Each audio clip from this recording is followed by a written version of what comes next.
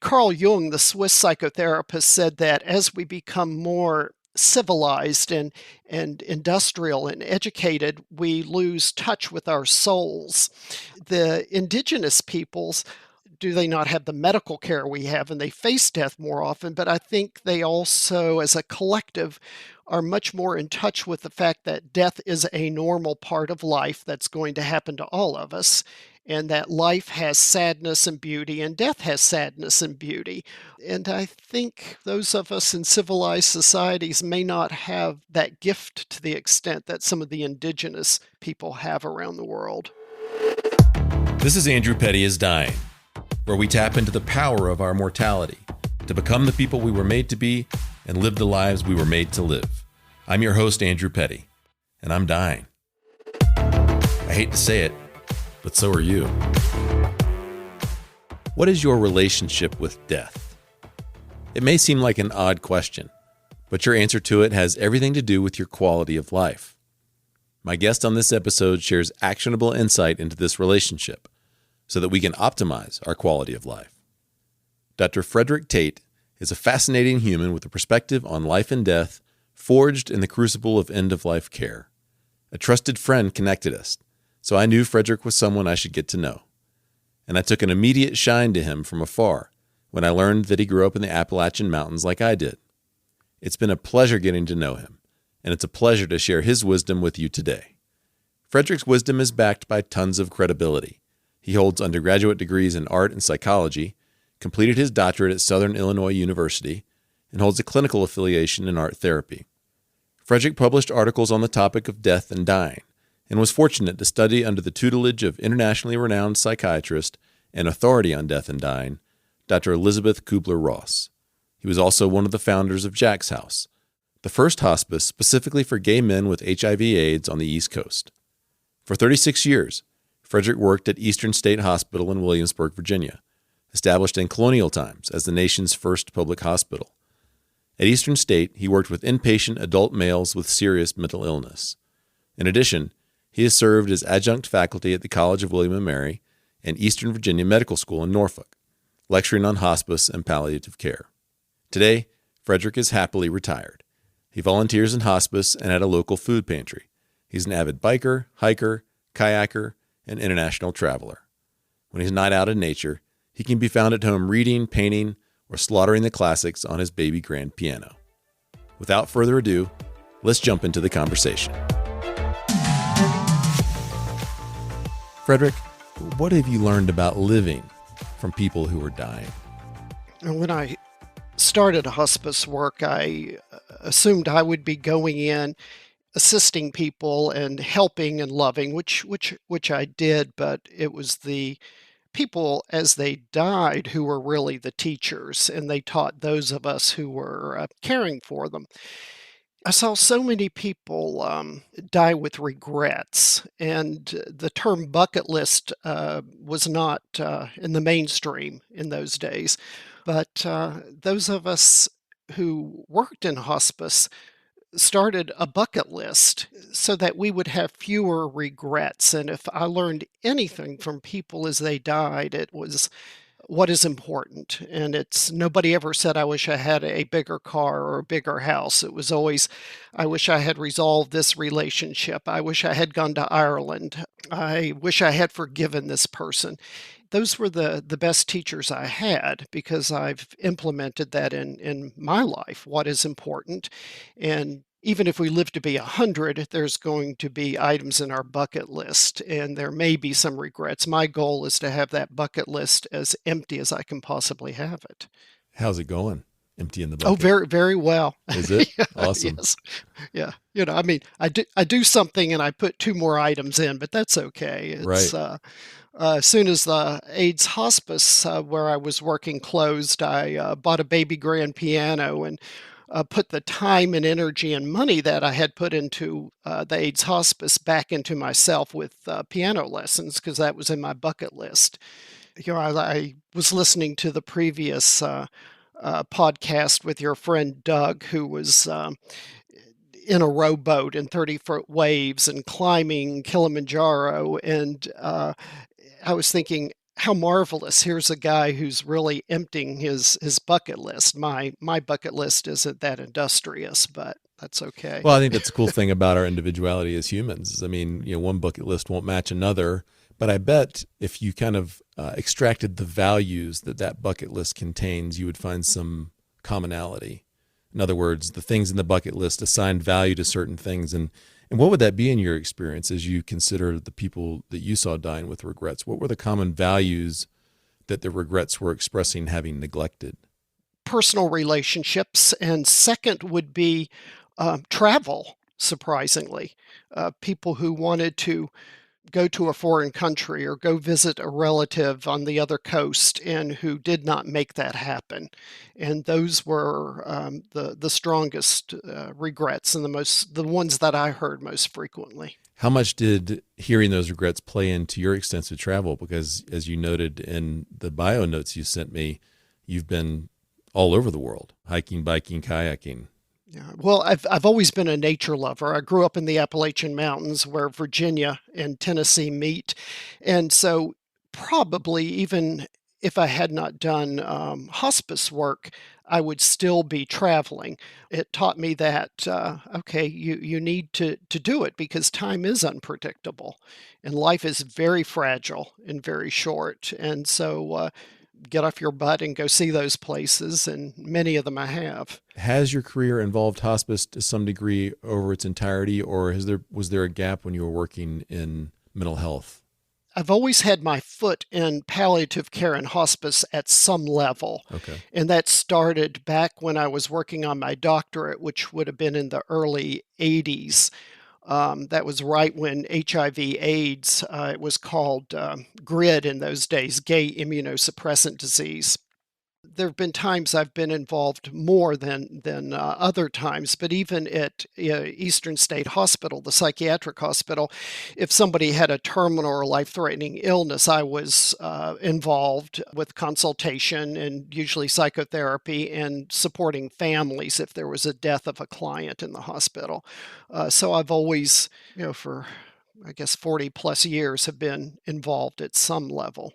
I was curious because I think it takes a tremendous amount of wherewithal and proactivity and mindfulness to maintain that mindset, that mortality mindset, and to actually act on the things that you realize would end up as regrets if you weren't to follow through on them. And so that was the basis for my question. I was wondering if you'd always had that mortality influence operating in your life, continuing to motivate you. And it sounds like that was the case. Yes. Yeah. Yes. And some of the first experiences I had, like Dr. McDonald from one of your previous podcasts, she was talking about some of her first experiences, which were what we call bad deaths, and how that impacted her. And of course, during the AIDS crisis, seeing people die just in a matter of weeks and months, the impact came very quickly and very strongly. And you learn some self-care skills if you're going to be of use to yourself or anybody else. It was kind of a trial by fire because of the HIV work, and I had also been working with children who had died of leukemia. And you learn to set limits. You learn to be compassionate without it burning you up, burning you out, or you don't survive that kind of work. One might expect from the outside looking in that constant contact with death and dying would be traumatic. Judging from earlier conversations we've had and just the way you characterize the lessons that you learned from those that were dying, it seems like it was the opposite for you. How is that the case? How is that possible? Well, and it is the opposite for me. It's recharging for me and life affirming, which might sound counterintuitive. Hospice work isn't for everybody, and it can be devastating, and it can lead to depression and anxiety and burnout. So just like any field, it isn't for everybody. For me, it has, and I'm not even sure why, possibly because I have an irreverent sense of humor, which has served me very well. I am a spiritual person, not a religious person. My spiritual beliefs about life and death And it's what I'm here for. If there is purpose and meaning in life, for me, it is to serve people who are in need, and I get recharged from that. Now, I'm not saying sitting with a child as they die is not excruciating, or talking to the parents afterward is not painful, because it is. It's being able to sit with the unbearable and to support and go along with that journey. And for me, that is kind of my purpose. So ultimately, it's very rewarding and very recharging. Does that make sense? Have I expressed It that does. well? Okay. And I'm curious, what, in your opinion, what price do we pay when we consciously and or unconsciously work hard to keep our mortality at bay, our awareness of our mortality? What's the price we pay? I think a large part of the violence in our country, and this is opinion, it's not something I can demonstrate empirically. I think a large part of the violence and the lack of civility in Western contemporary society today is because of our denial of death. And that's one reason why I'm excited about podcast and the graveyard and the work that you're doing, because that will help change that in some ways. And that, I think, a denial of death affects us collectively and also as individuals. I've never heard that expressed that way. Can you unpack that more? Like, help us to connect the dots between a denial of death and, rampant violence in a culture, for example. What's going on there? My doctoral thesis 100 years ago was on graphic symbols of death and dying, starting with Paleolithic cave art that was used in burial sites. The whole hypothesis of that research was that we have a deficit of symbols for death and dying in our society today, and that is not just in the arts, but in our a society that worships youth and beauty and health and women who are anorexic. We don't look at old age and people who are infirmed in a positive way in our culture. And I think if we aren't in touch with our own fears, and if we repress our experiences and our feelings, and if we deny those, that's going to impact our interactions with other people. And if we were more open about death as a part of life, and if we had more discussions about that, and if people were referred to hospice months before their death as opposed to days and hours, which is typically the case, I think our interactions with each other would be healthier and stronger, and in turn, our culture would be. I think we've got a spiritual void in many ways in our culture right now, and part of that, I think, is because we do deny death. And the slasher movies and the symbols of the atomic bomb, that's not a natural death. That's not the death symbolism I'm talking about that we need. What do we need? If our culture was more properly infused with symbols of death and a relationship with that transition, what would be different? What would be present that's not currently? There's a lot that, in my opinion, Andrew, that is present, like people like you who are doing the work you're doing, death and dying courses in our colleges and our universities, hospice house, death and grief and bereavement workshops and support groups. Those are there, and they are there to a stronger extent than they were 20 years ago, but I still feel that it's the tip of the iceberg, and I still feel it's the exception rather than the rule. And so those concrete, observable symbols, if you will, would be where I think we need to start. And I think we're moving in that direction. I'm optimistic. And you mentioned the spiritual void. And of course, the spiritual and the spiritual is where we typically interact or have a way to interact with the notion of the transcendent and things that are beyond our ability to apprehend with our senses, and yet we perceive their reality.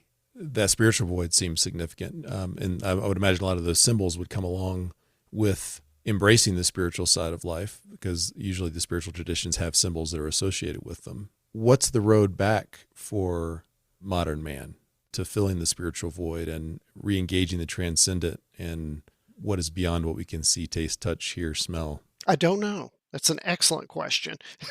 Let's answer it here. Let's nail it. I'm not even sure the philosophers and the theologians could answer that. Phrase it in a different way if you can for me. Well, I don't know if I can.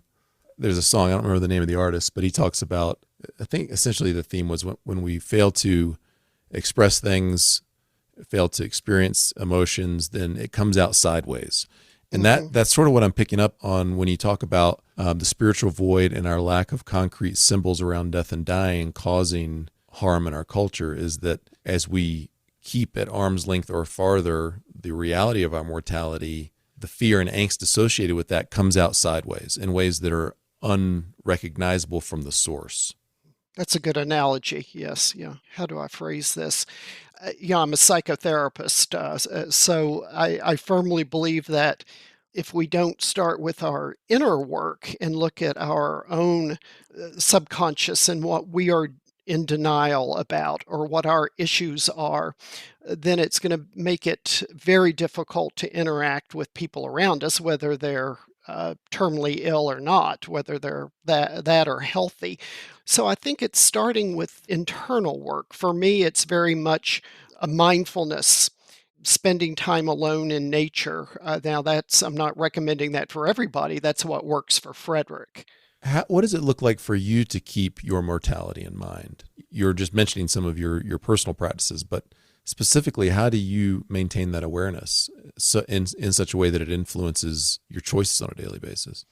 Well, I'm old as God, so it's easy to do these days.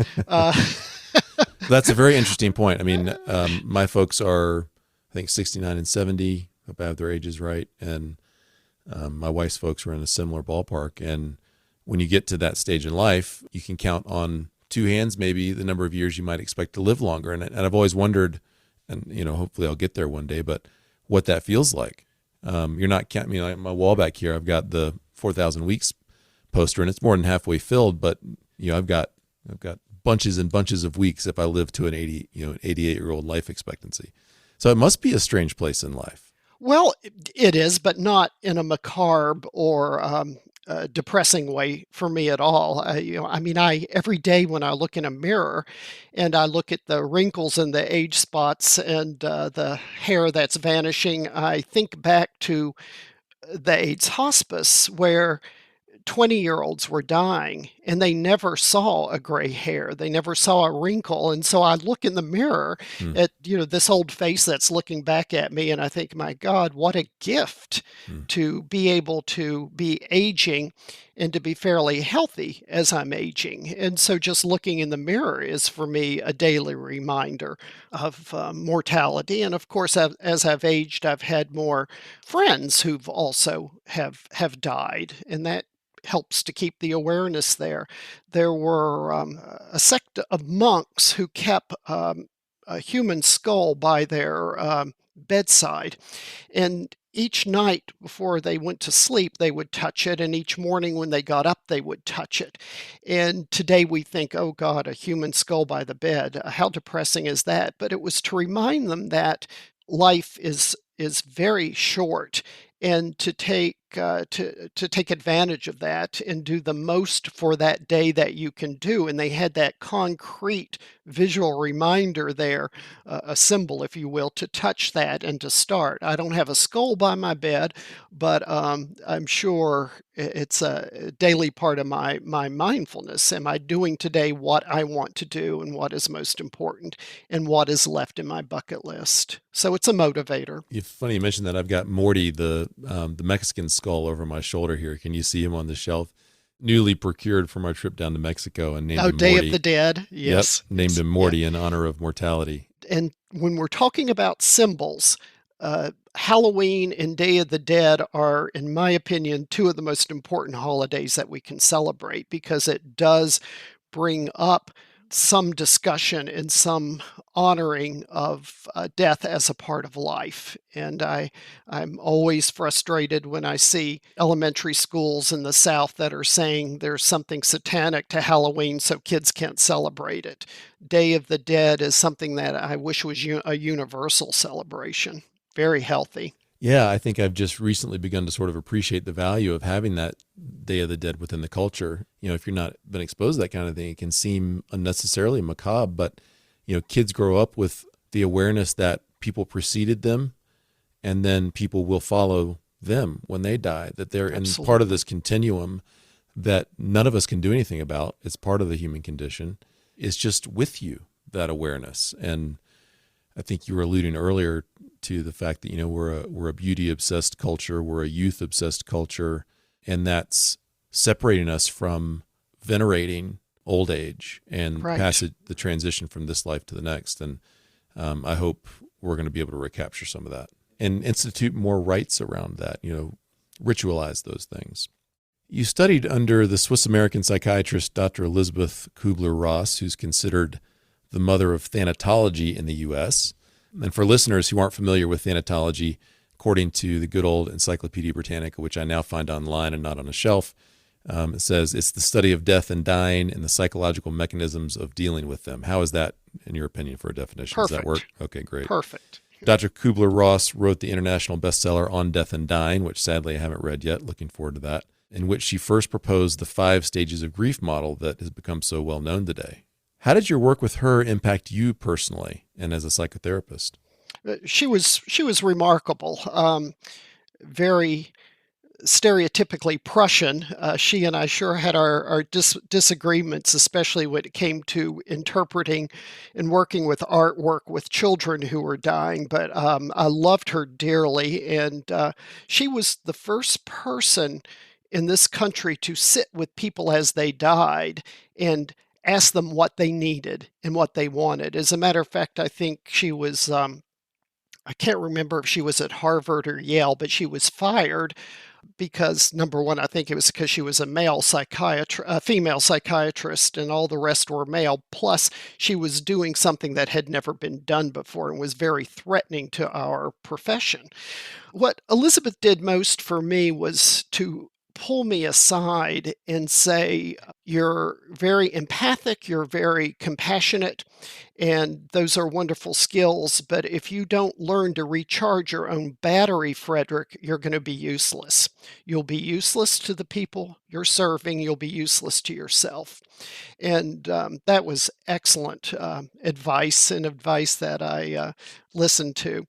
And her stages are not used today in the literature and the research. We talk about tasks of grief as opposed to stages, but the stages I think were very interesting, and I think we all should know about them, and they sure are things that I have experienced in working with people. Can you update us on the tasks of grief, how the model has evolved? Yeah, we moved away from stages because some people skip stages. Some people go in and out of stages. And Elizabeth was brilliant, but she was not a researcher.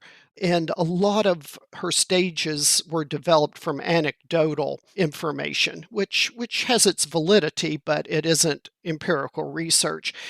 And so today we've moved much more to talking about what do we need to do after the death of somebody we love to get back to some homeostasis, some equilibrium where we are grieving, but we still find joy in life, where we are heartbroken, but we still are able to function and to care for the other people around us. Those are the tasks of a grief process that is not what we used to call pathological grief, which we now call complicated or unresolved grief, which is a much better term than a medical term. So you set about to identify the tasks that might be specific to an individual in order to return them to an equilibrium without assuming that it's going to be the 5 stages that Dr. Kubler-Ross outlined. So exactly, you kind of meet them where they are and try to assess where they are in the grieving process. Yes. And I guess that assessment helps the person supporting them see the relationship they had with death to begin with, doesn't it? I would imagine that person's relationship with death shows it very clearly then. Absolutely. And if Elizabeth was alive today, I think she would be on the bandwagon. I think she would see the advantages of tasks and would be right there with that, researching it. She had a very open mind. Just less prescriptive, more customized to the individual. That's a good way of expressing that. Yes, Andrew. In what ways did your relationship with death and dying evolve under her tutelage? Probably more in the sense of self-care than anything, because I was in school at the time, and that was right when the AIDS epidemic hit.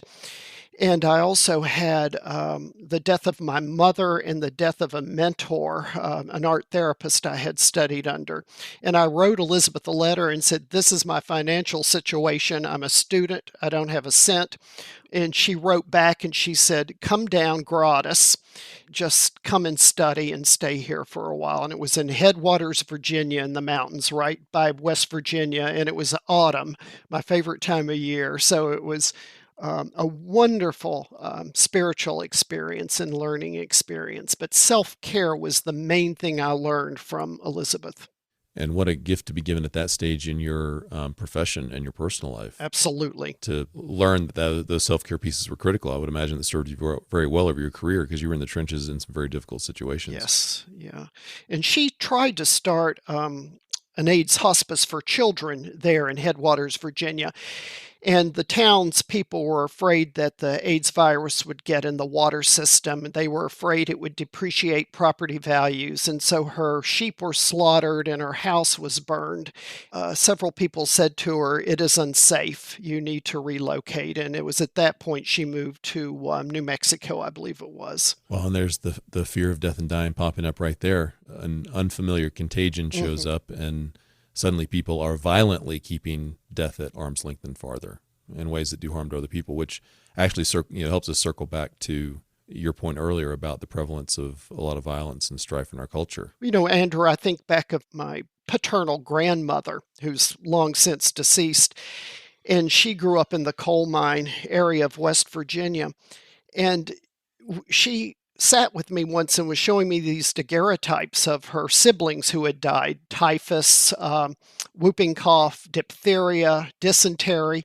And she said, "And this was my sister Jane, and we had the corpse in a coffin in the living room, and it was summertime, and I had to go out and cut pine branches to try to mask the smell." And when you live with death in your house and you see it and you smell it, it's hard to avoid. It's hard to deny. Today, we can even drive by funeral parlors and give condolences without getting out of the car. It's so much more sanitized than it was 100 years ago, and it makes it easier for us to deny. And my assumption, and it may not be well-founded, but my assumption is that in other parts of the world, less developed, where medical care is not as adequate or as available, and food shortages and dirty water and things like that are more prevalent, that this conversation wouldn't make a lot of sense because, similar to your maternal grandmother's experience, death and dying are part of life. Now, maybe not in a welcome way. I mean, would prefer it not to be that way, but it just is the way it is. And so this conversation would be completely, they just wouldn't know how to, this doesn't make any sense. Well, if you and I went over to the Ukraine right now, it wouldn't make sense to those people who are experiencing that on a daily basis. And Carl Jung, the Swiss psychotherapist, said that as we become more civilized and industrial and educated, we lose touch with our souls.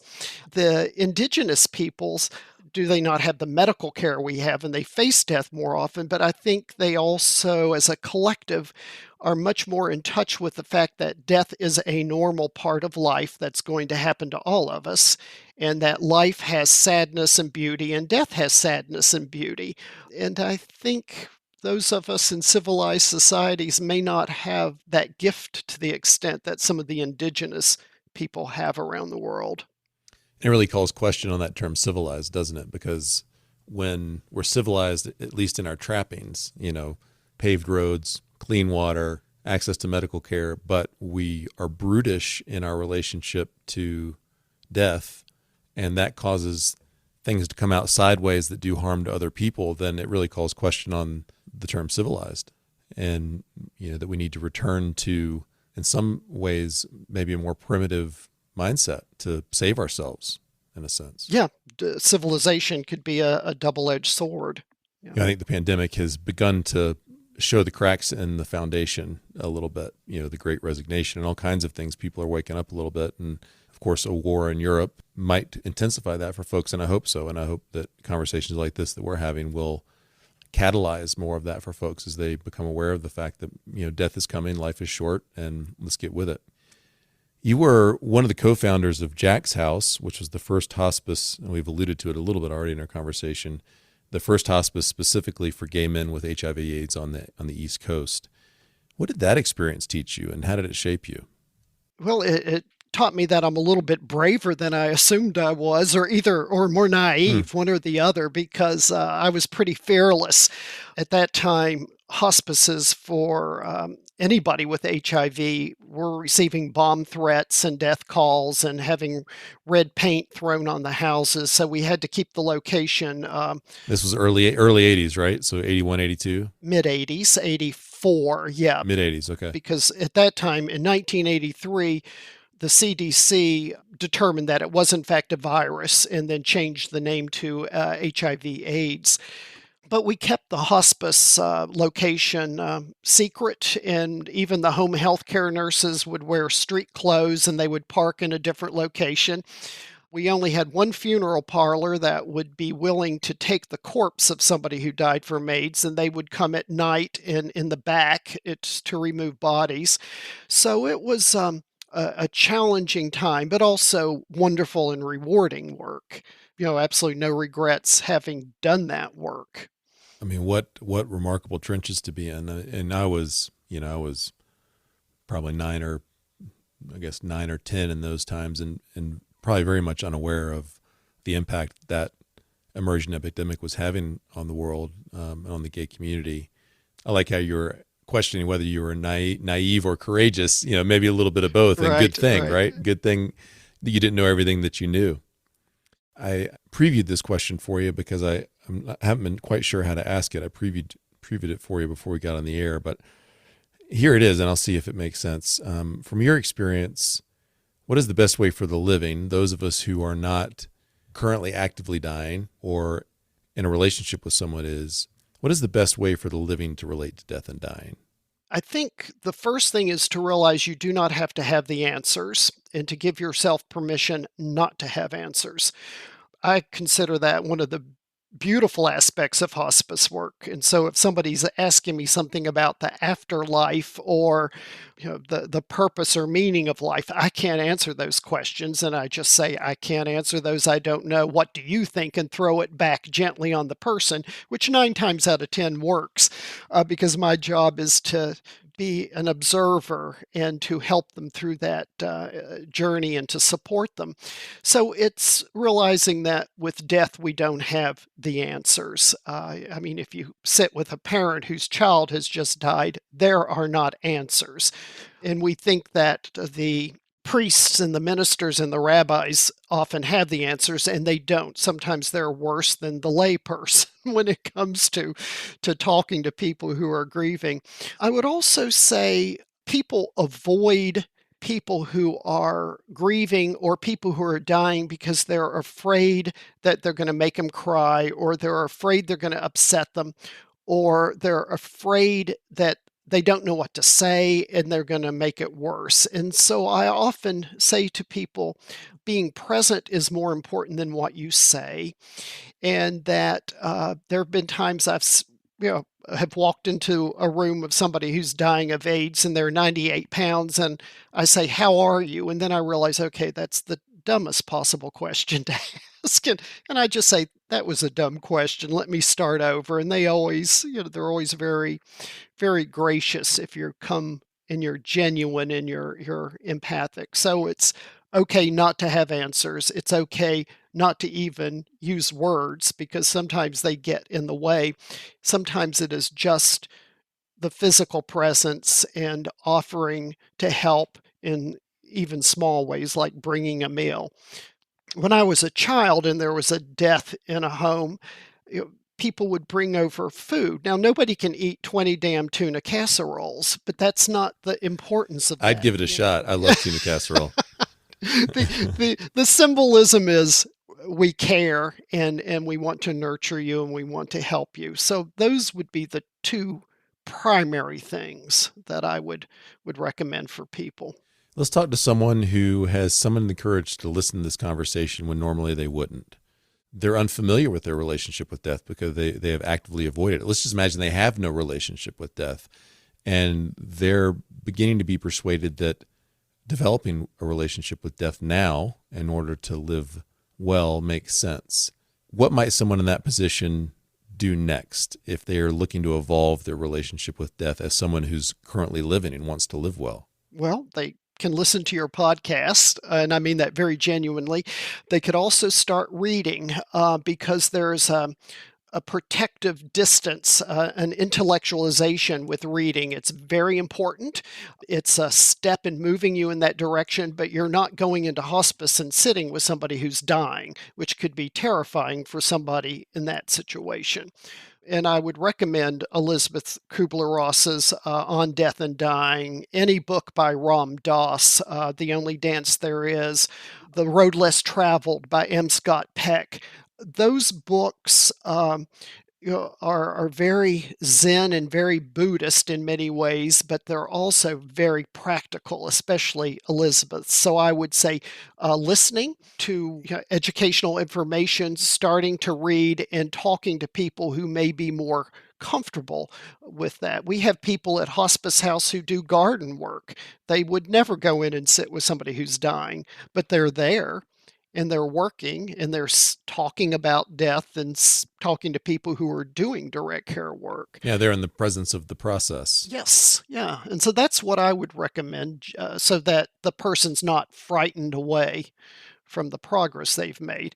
And again, forgive me for sounding like a psychotherapist, but some individual therapy would be a wonderful way to look at our feelings about death and dying and to what extent there is or is not denial. So some therapy sessions could be a very good thing too for somebody who's perfectly healthy but wants to have some support in that area. And with a particular kind of therapist, should we look for specific credentials or training or specialty? No. I think life coaches often do that. I refer people to many master's level counselors. That we have social workers in Richmond and Norfolk who do a better job than PhD clinical psychologists.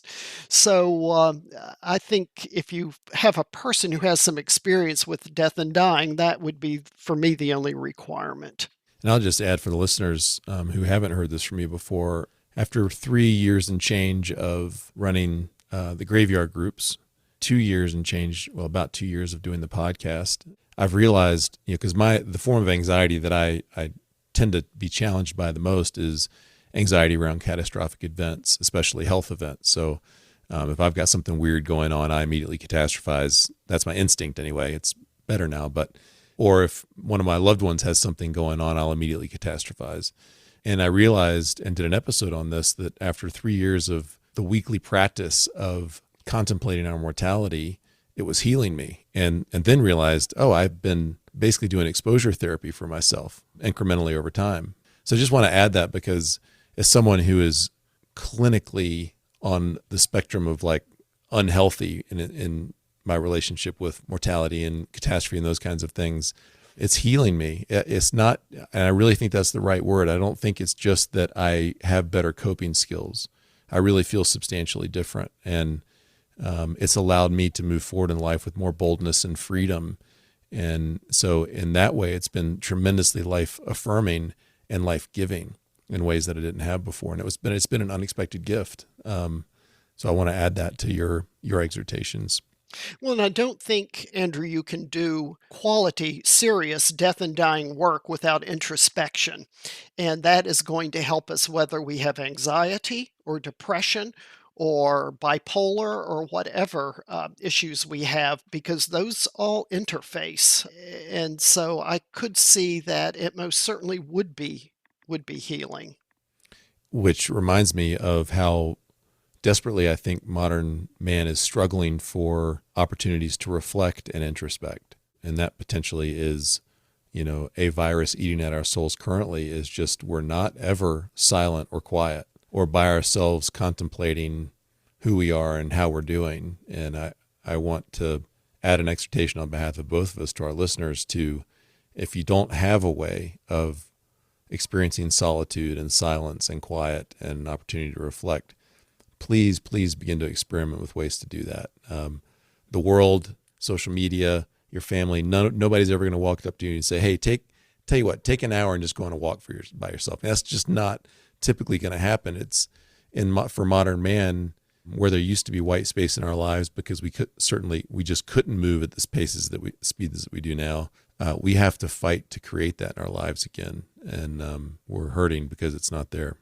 And I think the mindfulness movement, because mindfulness is very much in vogue right now, although the Buddhists have been doing it for 2,000 years, I think positive things will come out of that. I was biking around Jamestown Island yesterday and saw two teenagers, and they were both on their cell phones with their heads down, and I thought, well, at least they're outside.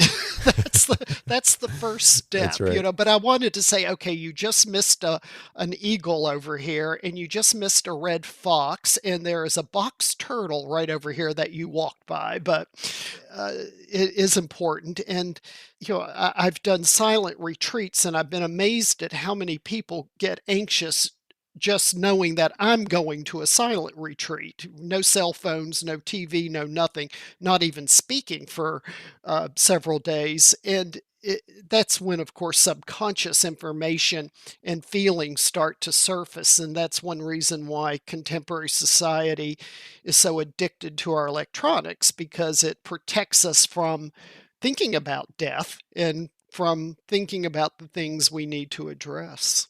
Just thinking about things that are a little bit more difficult than we would care to engage with. I've realized that if I'm writing something that I'm having a hard time working through, if I'm working on a podcast episode, or I've got a problem to solve, the temptation to reach for my phone and look at social media or just nothing of consequence is so much stronger.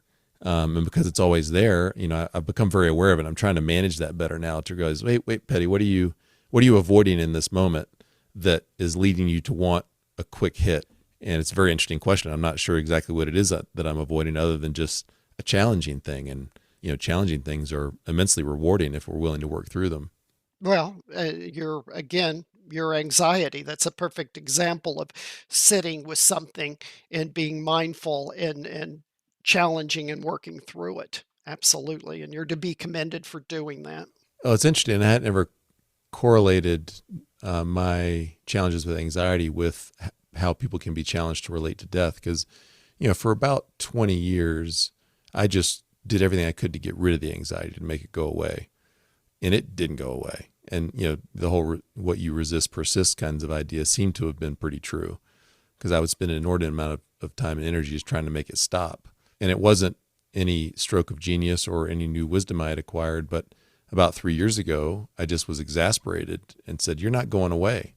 So what are you here for?